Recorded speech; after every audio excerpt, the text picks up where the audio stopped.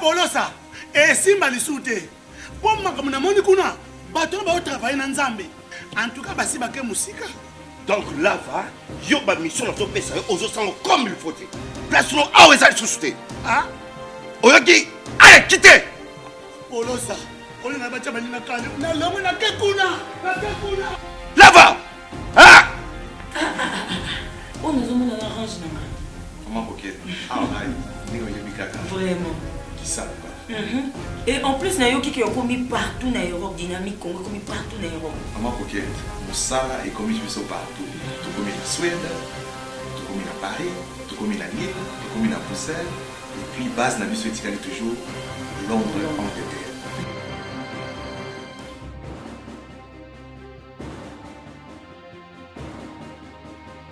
Biso na dynamique Congo, toza ko avancer na nkolo. Mesdames et messieurs, troisième partie. Je rappelle aux Congolais que nous avons un petit souci, un tout petit souci technique qui nous empêche de passer le grand débat. La connexion, elle est difficile au Congo ces derniers temps. Notre opérateur, c'est-à-dire notre fournisseur, nous complique sérieusement et il nous cause des préjudices énormes. On ne sait pas calculer. Mais bon, on ne peut rien. On va espérer que ça va bien se passer prochainement. Mesdames et messieurs, toujours dans la poursuite de ce qu'on s'est dit aujourd'hui, nous allons encore aller dans la conscientisation parce que nous estimons que c'est la chose qui nous reste aujourd'hui pour ce pays. Mais aujourd'hui, je vais prendre beaucoup plus le côté africain. Je ne resterai pas Congo aujourd'hui, je vais monter un peu au niveau de l'Afrique pour essayer de réfléchir convenablement sur cette question de l'Afrique. Nous disons l'Afrique est malade de ses politiciens. Parce que l'Afrique a dénaturé la notion même de la politique. La politique, lorsque vous faites les sciences politiques, on vous dit que la politique, c'est l'art de gérer une cité. D'autres disent c'est l'art de coordonner une cité. Lorsque vous lisez Duverger, il vous parle de la politique comme un art. Il vous parle de la politique comme un art. Un peu comme Machiavel le dit aussi, que la politique est un art. Marx pense que la politique, c'est d'abord une question de passion. Il faut la sentir au fond avant de vouloir la faire. Et les autres, comme, bon, ils sont peut-être beaucoup Archimède et tout ça, pour eux, ils disaient que la politique, c'était l'œuvre des sages. C'est ce que vous allez trouver dans le livre Phèdre de Platon. Il dit, pour lui, la politique doit être réservée aux philosophes, à ceux-là qui sont un peu élevés en âme, élevés en conscience, pour qu'ils puissent gérer la chose de tout le monde. Et l'ancien président sénégalais Abdou Diouf disait la politique, c'est l'art de gérer la res publica. Ça veut dire la chose de tout le monde. Lorsqu'on vit dans une communauté, on se décide d'envoyer ceux qui sont supposés mieux moralement que nous, de nous gouverner. Mais malheureusement, l'Afrique a vécu les pires 50 années de l'histoire, où elle a enregistré beaucoup plus de mauvais enfants que des bons enfants. L'Afrique a été comme cette mère qui a perdu ses dignes fils, remplacés par des enfants fantômes, par finalement des farceurs, des présidents incompétents, des présidents... bon, bref, je n'irai pas dans les qualificatifs, mais sinon des fausses filles et des faux fils de l'Afrique. L'Afrique de Kwame Nkrumah, de Julius Nyerere, de Sékou Touré, de Kadhafi, là vous avez compris que j'ai mélangé un peu, comment on appelle encore, j'ai cité Julius, j'ai cité Thomas Sankara, j'ai cité Houphouët, Boigny, oui, j'ai cité Mandela, et bref, je peux oublier d'autres qui étaient aussi bien d'ailleurs. C'était une Afrique assise sur la volonté de libérer toute l'Afrique. C'était une Afrique portée par une ambition de devenir la grande fille du monde et d'assumer sa destinée de présider l'humanité de par les potentiels que l'Afrique regorgeait. Parce que lorsque les choses se sont mal passées en France, mal passées en Europe et aux États-Unis, je veux dire en Amérique, leur regard était tourné vers l'Afrique. C'est pourquoi ce qu'eux ont appelé des chercheurs, en réalité c'était des gens qui étaient perdus des gens qui étaient venus en exploration, voir comment ça se passe, parce que chez eux, c'était terrible. C'était déjà une sorte d'hécatombe là-bas. C'était la fin des jours, la fin des temps chez eux. Il fallait venir de l'autre côté pour voir comment ça se passe. Et en venant, ils ont trouvé une vie organisée en réalité. Les gens sont organisés. Tombouctou, par exemple, quand vous posez la question, Tombouctou avait été déjà une ville. Tombouctou avait déjà une université en 1200, je crois. Une université, déjà. Tombouctou était était une cité des personnes consciencieuses, des hommes et des femmes intègres qui déjà vivaient là-bas. On enseignait les mathématiques. On enseignait les mathématiques, on enseignait la santé humaine, on enseignait la biologie, on enseignait la chimie, on enseignait la métallurgie, on enseignait plein de choses. Parce que lorsque vous lisez votre Bible, vous allez voir qu'on dit même que Pharaon poursuivait Moïse avec des chars. Mais comment vous allez faire les chars si vous n'avez pas dépassé l'étape primaire? Vous êtes déjà dans les fers, vous êtes déjà dans l'acier, vous êtes déjà dans non, vous avez dépassé parce qu'il faut, la roue et bien d'autres choses. Il faut une intelligence pour ça. Le sage dont on parle, la sagesse de Moïse et tout le reste, mais c'est une sagesse venue d'où? On dit qu'il a été enseigné en Égypte. Et l'Égypte dont on parle, c'est l'Égypte selon la version du savant Tchèque Anta Diop, qui parle de l'Afrique qui était noire, avec des cheveux crépus, des gens robustes qui faisaient 2 mètres et tout le reste. Donc c'était déjà une Afrique bien, quoi, en fait. Lors de la pénétration de tous ces gens-là, on va raccourcir l'histoire pour prendre la deuxième étape de c'est-à-dire l'étape de l'aliénation générale africaine, où on a fait perdre à l'homme noir le sens des vies. On lui a dit que le Dieu compris était un Dieu d'un peuple, et que ce Dieu-là était le père d'un homme qui avait les yeux bleus, entre guillemets, qui serait Christ, c'est lui le rédempteur, et que tout celui qui ne croira pas en lui ira en enfer. Donc finalement, ils ont amené l'enfer et le paradis, des paradigmes qui refusent, qui, disons, s'affrontent et qui nous interdit de réfléchir, qui nous interdit de nous opposer à une mentalité impérialiste. Et ça nous a mis dans cet état. Malgré cet état, souvenez-vous, malgré cet état, malgré des attaques, malgré des tueries, malgré tout ce que l'on a connu en Afrique, parce qu'il faut le dire, la Belgique n'a pas une culture africaine. Mais c'est dans le musée en Belgique que vous trouvez 90%, sinon la majorité des statues du Congo. Qu'on ne trouve plus ici, mais qu'on trouve là-bas. Jusqu'aujourd'hui, aucune autorité ne réclame ça. Bon, on les appelle des Noko. Mais c'est incestueux. Comment vous allez appeler quelqu'un Noko alors qu'il est le blanc, vous êtes noir? Il est le fils de qui, les frères de qui, on ne comprend pas. Mais bon, ce n'est pas un débat. On reste là dans notre manière de comprendre les choses. Et vous avez cette mentalité qui a été programmée, qui a été mise en place pour détruire l'homme congolais, pour disons l'homme africain, pour le faire comprendre qu'il était petit. À l'école, on nous enseigne. Montesquieu, Voltaire, Victor Hugo, quelques fables de La Fontaine.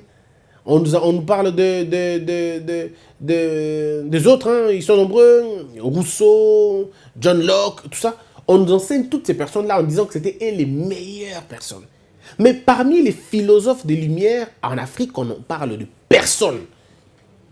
On ne vous cite aucun nom d'un Africain qui appartient à cette période de Lumière. Un peu comme pour vous dire, pendant cette période-là, vous étiez dans la quête et la pêche. Voilà un peu comment on nous réduit en fait. On nous colle même des images comme quoi on avait des... Comment on appelle encore? On avait des caches-sexes et tout. Pourtant, les caches-sexes s'est arrêté au niveau des jardins d'Éden. Donc, ils se contredisent eux-mêmes. Dans leur Bible, on dit, l'homme a quitté le jardin, pas nu. L'homme a quitté les jardins en se couvrant. Il avait déjà des feuilles, on avait tué des bêtes, on leur a vêtu. Mais à partir de quand ces gens quittent, eux qui ont fondé l'humanité, entre guillemets, c'est eux qui ont fondé l'humanité, mais quand ils partent, et puis pouf, nous on revient encore sans habits. C'est eux qui sont venus nous habiller et tout ça. Donc, ils vont venir nous habiller avec les minéraux que nous avons, ils vont nous habiller avec le textile que nous avons, ils vont nous habiller avec les peaux des bêtes que nous-mêmes on avait déjà. Quand même contradiction. Mais l'école n'a pas trouvé un moyen de rompre ce rythme-là. On nous enseigne Montesquieu, on nous enseigne Voltaire. Je prends le 2, ils disent Montesquieu qui pense que quand on est chrétien, on ne peut pas affirmer que l'homme, que Dieu qui est si bon, puisse mettre l'âme dans un corps tout noir comme nous. Donc, si on est chrétien, on ne peut pas dire que l'homme noir est un homme. L'homme noir, c'est un corps dont l'âme qui est dans ce corps-là est perdue, qu'il faut finalement sauver. Et la seule façon de sauver l'homme noir, il faut qu'il croie en Dieu. Et donc, il croit à la suprématie de l'homme blanc. Parce que le Jésus qu'on nous a présenté, c'était un Jésus aux yeux bleus. Et que celui qui est venu nous coloniser en Afrique, ils avaient aussi les yeux bleus. Et donc, on pouvait faire tout de suite cette alliance en disant que, ils ont les yeux bleus. Le Jésus qu'on nous présente a les yeux bleus, donc ce sont des frères. Ce sont des frères. Marie, c'est leur sœur et Jésus, c'est leur fils. Donc, ils sont frères. Alors, si je veux être sauvé, il faut que je respecte ce monsieur. Donc, il me prend tout ce que j'ai, il me déshumanise et puis il dit que c'est lui, mon modèle à moi. Et on a eu cette histoire de Mundele qui veut dire simplement le modèle. Modèle, ça veut dire Mundele. Donc, l'homme noir dans sa tête, le modèle, c'est l'homme blanc. Voilà comment il s'habille, comme moi. Cravate, veste, c'est le symbole de la réussite. Malheureusement, c'est beaucoup plus fort que nous. C'est vraiment rentré en nous, on ne peut pas. Déjà, l'homme noir, au fond de lui, il sait que l'homme blanc est plus que lui. Il sait. Déjà, il sait que l'homme blanc est plus que moi, il est plus intelligent que moi, il est en avance que moi. Cette sorte de complexe nous empêche de nous en sortir en réalité. Ça vous empêche de vous en sortir. Et disons, vous suivez leur modèle à eux, leur standard de réussite, leur standard de victoire, leur standard de grandeur, la maison, l'opulence et tout, c'est eux. Mobutu leur a dit dans une conférence, en leur disant, qu'est-ce que vous entendez par pays développé? Un pays où il y a le taux le plus élevé des dépressifs, un pays où il y a le taux le plus élevé des pollueurs, un pays où il y a le taux le plus élevé des paradis fiscaux et tout. Bref, vous avez compris un peu la logique. C'était ça. Et donc, quand nous passons cette étape-là, vous trouvez à l'aube, je veux dire, après l'esclavage, la colonisation maintenant, vous trouvez qu'il y avait un autre problème. Pendant cette période transitoire, tous les inventeurs noirs portaient les noms des blancs. Donc, même si un noir crée un téléphone, on va dire que le téléphone a été inventé par M. Kendricks. Or, en Afrique, il n'y a pas de Kendricks. Et tout le monde va croire que Kendricks est un blanc. Pourtant, Kendricks était noir. Mais comme tous les élèves, disons, les esclaves, toutes leurs inventions prenaient la paternité de leur maître, et donc toutes les inventions de noirs étaient parrainées par les blancs, et ils avaient ça. Aujourd'hui, il y a un grand débat sur l'électricité. Celui qui a découvert l'électricité, on dit que c'est Thomas Edison. Mais il y a aujourd'hui des thèses qui prouvent que ce n'est pas Thomas Edison. C'est un noir qui travaillait dans le laboratoire de Thomas Edison. C'était lui qui aurait inventé. Il l'aurait inventé. Donc, il y a plusieurs inventions faites par les noirs, mais personne n'en parlera parce que de toutes les façons, c'est les blancs qui a tout. Quand ils ont déjà les noms des blancs, Christian, Marcel, tout ça, Jérémy, Espérance, Véro. Vous voyez? Alors, donc, même quand on crée quelque chose, on va dire, il y a un bango. Mais malgré toutes ces choses, j'aimerais ici vous faire comprendre une autre dimension. C'est quoi la dimension? C'est que nous avons eu des gens qui ont pu lire ces égarements et ont dit non. Et ce sont des gens dont je vous ai parlé. Dès 1955. Ou même 42, ou même 40 si vous voulez. Une conscience africaine commence à naître. Des hommes remplis chargés de l'histoire, ils veulent rétablir la vérité. Kwame Nkrumah écrit aussi très bien en disant ceci, je paraphrase. Il dit, j'avais les yeux fermés quand je faisais mon jardin. Lorsque l'homme blanc est arrivé, lui il tenait une Bible, moi j'avais ma houe. Et il me demanda de fermer les yeux pour prier. Et quand j'ai fermé les yeux, en les ouvrant, lui, il avait la houe et moi, j'avais la Bible. En fait, il est en train de dire simplement que ces gens sont venus vous dénaturer, vous détruire en vous présentant les chemins de la croyance parce que c'est la seule voie de la masturbation intellectuelle. On doit vous dire, votre malheur, c'est Dieu. Votre bonheur, ce ne peut être que Dieu. Mais alors, si vous voulez avoir le bonheur, vous devez d'abord rompre cette mentalité de recevoir. Parce que vous êtes des passagers sur terre. Un passager ne construit pas. Vous êtes des passagers sur terre. Vous n'allez pas durer longtemps. Le bonheur qui sera au paradis est plus important qu'ici. Heureux les pauvres qui vivent ici sur terre, vous aurez votre récompense dans le ciel.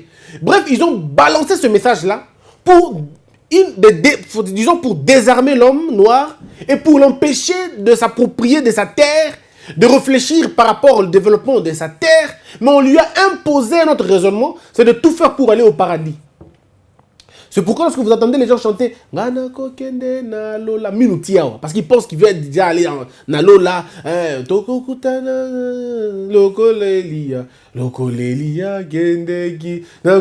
il est souriant.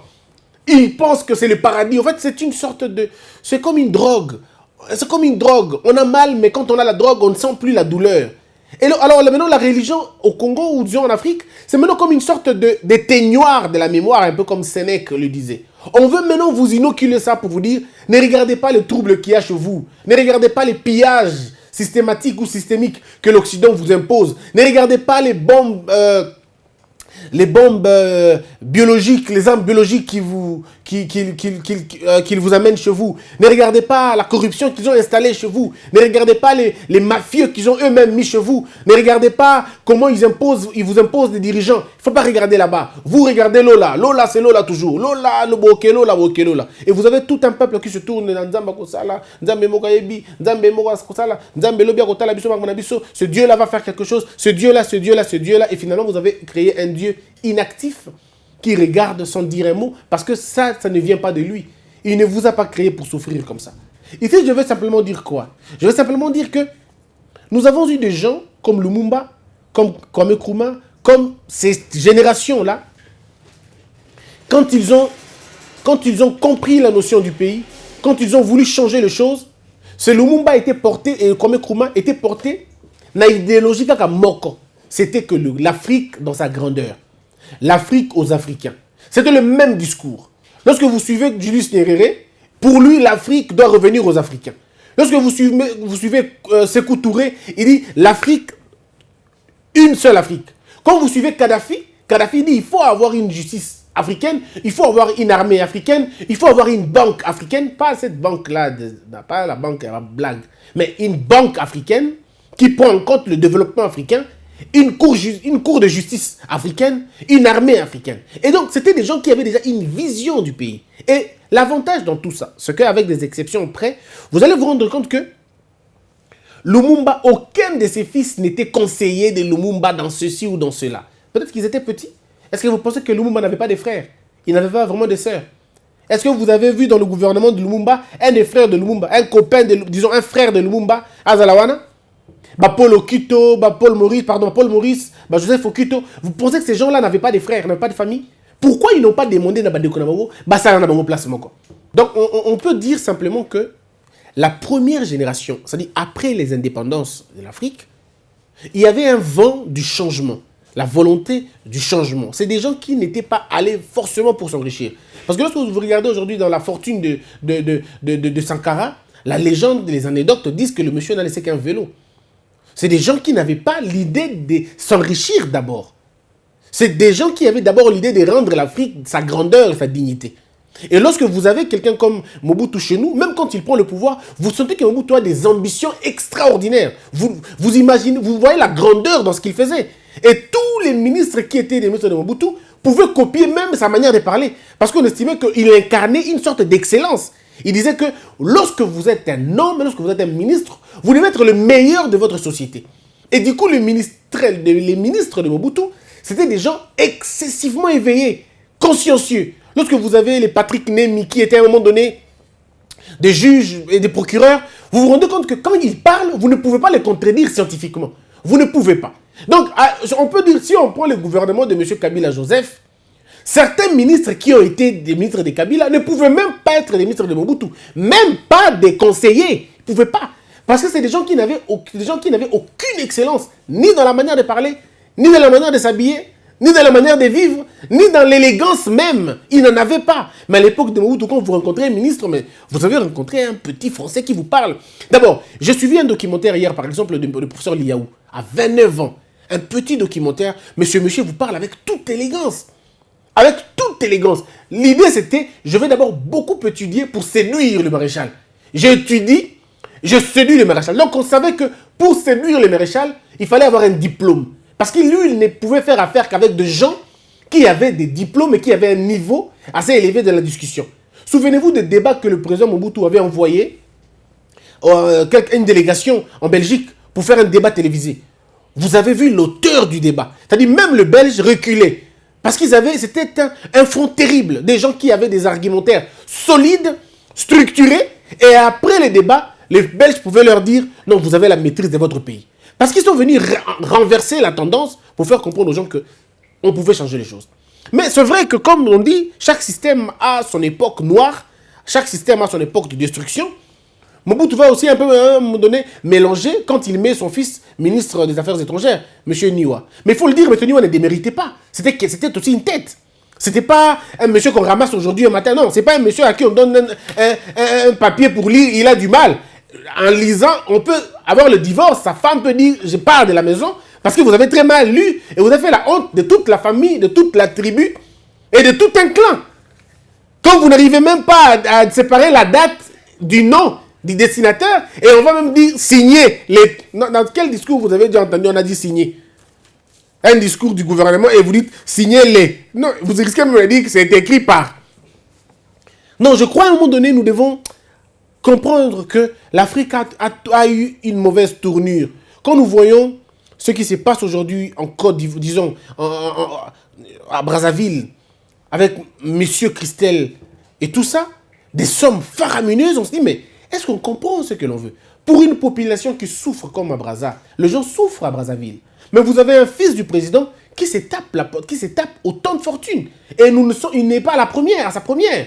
Il faut rappeler là déjà que plusieurs fois on l'a accusé comme ça. Mais comme vous savez, en Afrique, c'est difficile de trouver des preuves. Difficile de trouver des preuves. Et le monsieur va rester impuni comme ça. Sa fille, sa sœur, Madame Claudia, était aussi accusée. Je n'affirme pas les faits, mais était aussi accusée. Et donc, vous trouvez, on a transformé la gestion de tout le monde en une sorte de dynastie. Maintenant, tous les présidents africains qui sont là aujourd'hui veulent placer leurs enfants dans les postes qui disent même stratégiques. Si nous allons en Guinée, mais c'est une honte. En Guinée équatoriale, vous avez un président qui fête les 40 ans du pouvoir et son fils est le vice-président. Ça veut dire le papa et l'enfant gardent la présidence eux-mêmes. Donc, quand ils vont là-bas, c'est papa. Il appelle papa, vous dites quoi? Non, c'est papa et l'enfant qui destinent, disons, qui président la destinée d'un pays. Non, mes frères, à un moment donné, on doit se dire, mais est-ce que c'est l'Afrique que l'on veut léguer à nos enfants? Des dynasties et des dynasties. Monsieur Kabila, Laurent, meurt. Il meurt de façon qu'on n'a pas compris. Et son fils entre au pouvoir de façon qu'on n'a pas compris. Et il va sortir du pouvoir de façon qu'on ne comprend toujours pas. Alors on se pose la question, comment ça peut se passer? C'est-à-dire, à l'horizon 2020, moi ça m'a fait... J'ai eu honte. Hein. J'ai eu honte parce que en 2018, il s'est tenu un sommet en Afrique. Mais ce qui s'est passé était grave. Vous avez Faure Gnassingbé, le fils du président. On a eu Joseph Kabila, le fils d'un président. On a eu Francis Bozizé qui était allé aussi représenter par son père, fils du président. Non, mais c'était excessivement un gouvernement, c'est-à-dire un syndicat des enfants d'eux. C'est quand même une honte, ça n'avance pas le pays. Vous avez au Sénégal la même chose, Karine Wade qui pense que tout lui revient finalement. Vous avez... Donc, et puis c'est comme ça. Vous avez au Rwanda, monsieur Kagame, ses enfants qui sont déjà là en train d'être préparés pour gérer. Le problème ici, c'est que si vos enfants sont compétents, ce n'est pas un problème. Le problème, ce n'est pas là. Mais il faut faire comprendre à vos enfants qu'ils ne sont pas plus importants que les enfants des autres. Je me rappelle encore d'un documentaire que vous avez tous suivi d'ailleurs. C'est le documentaire de Rochereau, le seigneur Ley. Il a rencontré le président, il a dit au président, pour que un peu pour dire que vos enfants ne sont pas plus importants que les nôtres. Et quand on veut présider un État, soyons élégants et essayons de nous défaire des mauvaises pratiques. Il y a de ces familles aujourd'hui qui se sont tellement enrichies en Afrique et vous vous posez la question, mais ils font quoi encore là-bas? Qu'est-ce que monsieur Théodore Obiang-Nguema va donner encore à la Guinée? Qu'est-ce qu'il peut donner, même intellectuellement, quand on a fait 40 ans, mes frères? Vous êtes né avec le drapeau dans la bouche ou comment? Qu'est-ce que monsieur Kabila pouvait encore donner au Congo? Rien du tout. Il a compris la leçon, il est parti. Il y a une vie après la présidence. Regardez ce qui s'est passé à Blaise Compaoré, comment on appelle, au Burkina Faso. Aujourd'hui, c'est un deuxième, un citoyen, un quidam. Il est citoyen ivoirien. Vous étiez président chez vous, avec tous les honneurs possibles. Et aujourd'hui, vous devenez un petit monsieur dans un autre pays. Est-ce que vous imaginez ça? Vous imaginez cette honte-là? Et le jour où il part dans sa valise, il trouve un livre écrit « Quand Dieu dit non ». Je crois aujourd'hui, il lit ce livre-là calmement. « Quand Dieu dit non ». S'il avait compris tout ce qu'on lui disait, il ne serait pas ridiculisé comme ça. Vous avez monsieur au Congo-Brazzaville. Vous avez monsieur Sassou. Qu'est-ce que monsieur Sassou peut encore donner en Afrique, disons en Côte d'Ivoire, pardon, en Brazzaville? Il ne peut plus rien donner. Vous avez au Gabon un président visiblement malade, mais il veut quand même gérer le pays. Alors les Gabonais ne savent même plus qui nous gère. C'est quelle Afrique, s'il vous plaît? Et vous voulez que le président Trump vous respecte? Vous voulez que Macron vous respecte? Macron est arrivé en Afrique. Un étudiant, je crois une étudiante lui pose une question sur l'électricité de l'université. Macron dit, mais je ne suis pas là pour vous donner l'électricité. C'est à votre président que vous demandez et pas à moi. Donc même la France en question ne se rend pas compte de notre faiblesse. Ne se rend pas compte de notre faiblesse. Donc à un moment donné, nous devons savoir ce que l'on veut et surtout ce que nous voulons pour notre République, pour notre Afrique, malheureusement. Vous avez en Tunisie, en Algérie, c'est la même chose. Comment tu peux faire 20 ans au pouvoir? Comment ça arrive? Non, mais le pouvoir, ça use. Ça use le pouvoir. Comment tu peux faire 20 ans? Ce n'est pas un mariage. Comment tu peux faire 15 ans au pouvoir? Comment tu peux aller au-delà de 2 mandats? On te donne un mandat. Fais-en un autre, puis ça s'arrête là. Pourquoi tu veux faire 2, 3, 4? Je crois même que les mandats en Guinée n'est plus des mandats. Et eux, ils ont déjà élu avant même d'aller aux élections. Ils connaissent déjà celui qui va gagner les élections. Il suffit seulement de venir lui dire, bon, gère seulement parce que c'est fini. Cette question d'élection, il faut laisser tomber. Vous avez M. Kagame au Rwanda. Près de 90% des voix. Atako, Atayonde Ange. Atako Yonde, Bayembe la Kochak Tongo. 90%. Donc, Bato Balingi Yoka Kanyo Morokak. Non, je crois qu'il faut repenser la politique africaine. Il faut la repenser. Ça fait la honte. C'est une honte. On va terminer avec une autre question de Ebola, par exemple. Tshisekedi appelé à moderniser les équipements de riposte à l'image des pays voisins. Vous avez vu, na Ebola. Batchepena Maï, hein? Ça dit, na Rwanda. Parce qu'on refuse que nous fassions un robinet. Mais ce qu'il y a au Congo, tika. Tout un message, kaka. Les Congolais est un peuple vraiment idolâtre. Bruno Bossassa. Même si un chef se présente devant ses subalternes, il a toujours besoin qu'il soit appelé chef, alors que tout le monde sait que c'est lui le chef. Non, ça ne suffit pas en fait. Ça ne suffit pas. Il faut un battant combo. Il est un peu grand, hein? Grand et puis moi le boumouné. Mais viens bêta pena angle à 40 degrés. Akiti. Pour la fou comme devant Joseph. Akiti, je vous dis, attends à 15 secondes. Et je crois que M. Kabila Tali Botabi. Ceux qui m'ont dit le boumouné a commencé à la bouer. Et la réponse est simple. Oh, le boumouké, professeur, dramaturge, poète. À rampa. Ramper Penzabi pour Joseph Togo ramper. Le pouvoir aboutit. Le pouvoir aboutit à ce point.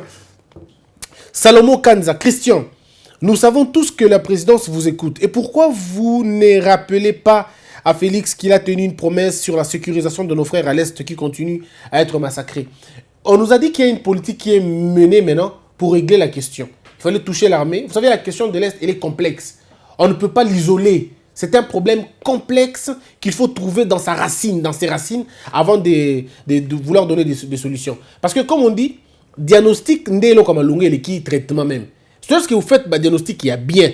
Vous avez problème dans sa complexité, beaucoup peut ça remède et vous allez bien. Mais ce que vous tâtonner et fimbate. René Flamand. Félix a pris les mêmes habitudes de Kabila de ne pas faire le suivi des travaux. Il a interdit aux transporteurs lacustres de faire le plein sans sauvetage. Mais au moment où nous parlons, on a repris le même trafic. C'est dans la mentalité des Congolais qu'il faut détruire cette histoire. Lorsqu'il va mettre les mécanismes bêta et comme oh, il ne respecte pas les droits de l'homme. Lorsqu'il sanctionne comme oh, c'est un président, il faut qu'il reste président. Le Congolais ne sait pas ce qu'il veut en réalité. Si maintenant il prend la décision de rappeler les gens là, à remplacer Bango, tout le monde va crier ici. Un président qui s'y mixe dans Makambi Alak. Mais quand on veut prendre des décisions, vous dites qu'on est dictateur. Quand on veut vous laisser faire les choses, oh non, il est laxiste. Bon, on a évité, il faut tout le faire, mais mais moi, je suis convaincu que le Congo n'a pas encore besoin d'une liberté. Le Congo a encore besoin d'une sorte de coercition pour le Makambi qui est bien.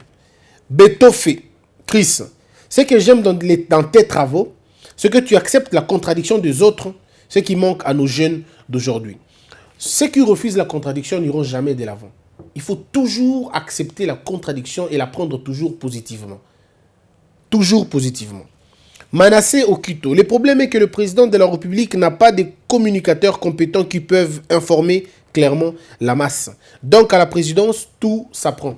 Nous demandons ça. Nous demandons ça à la présidence. Modernisez votre communication. Soyez des communicateurs avertis et avant-gardistes.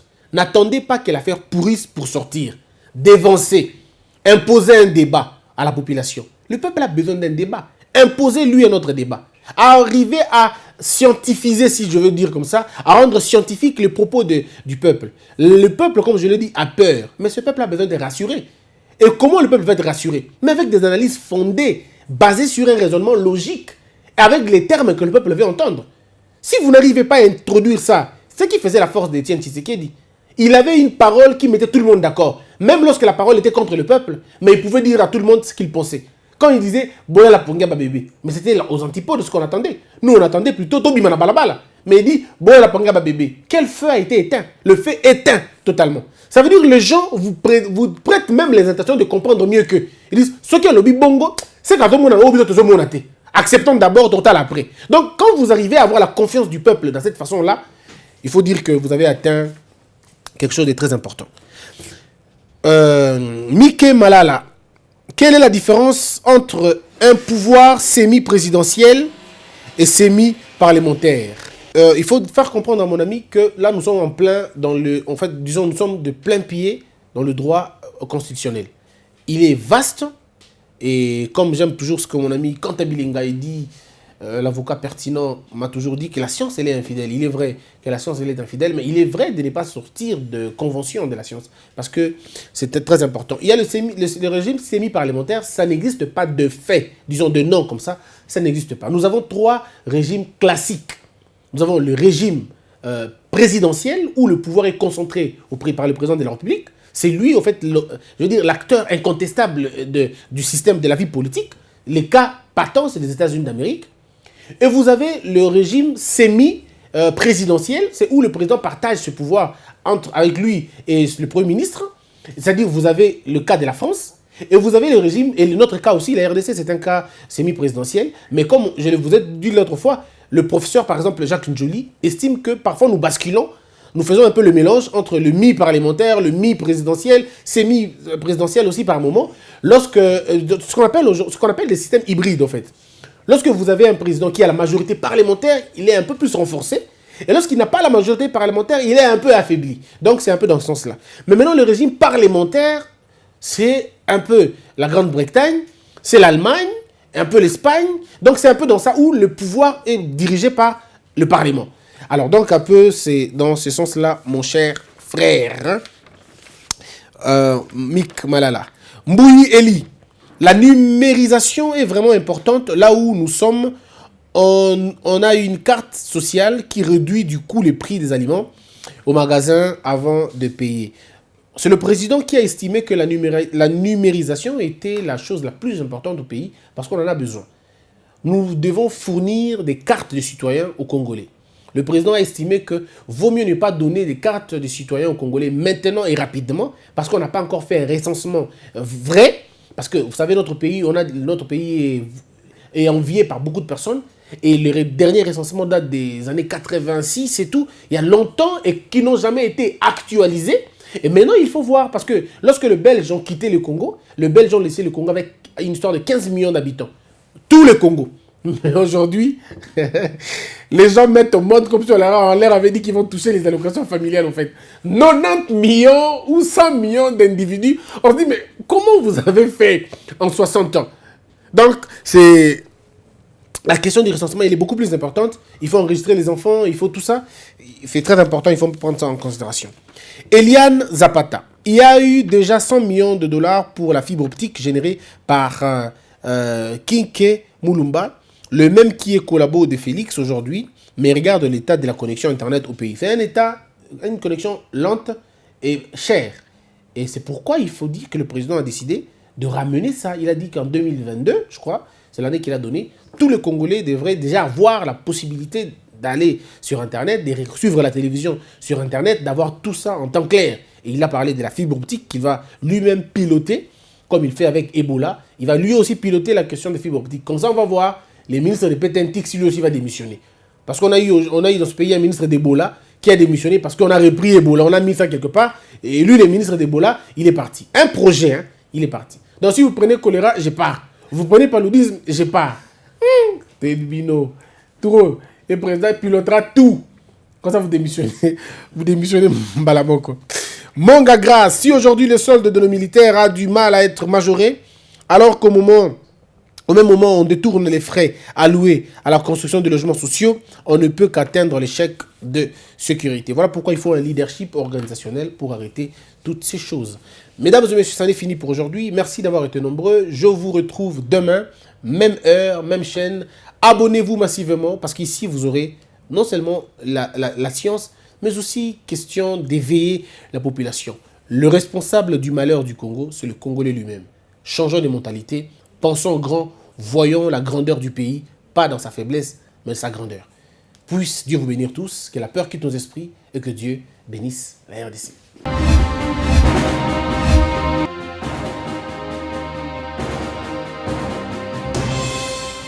Patron nga Polosa, esimba lisute. Pour makambo na moni kuna, patron ba travailler na Nzambe. En tout cas, basi ba ke musika. Donc là, yo ba mission na to pesa aux sango comme il faut. Place no awe za susute. Ah? Oyoki, allez, quittez. Polosa, on na ba tshaba ni na kale. Na lomo na ke kuna. Là-bas. Ah! Oh, nous avons un orange na. Comment coquette? Ah, Vraiment. Qui ça? Et en plus, na yo qui est commis partout na Europe, dynamique Congo commis partout na Europe. Comment coquette? Ça est commis partout.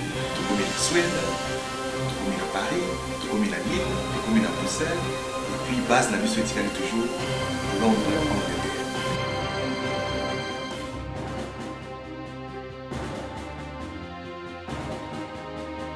Biso na dynamique Congo, toza ko avancer na nkolo.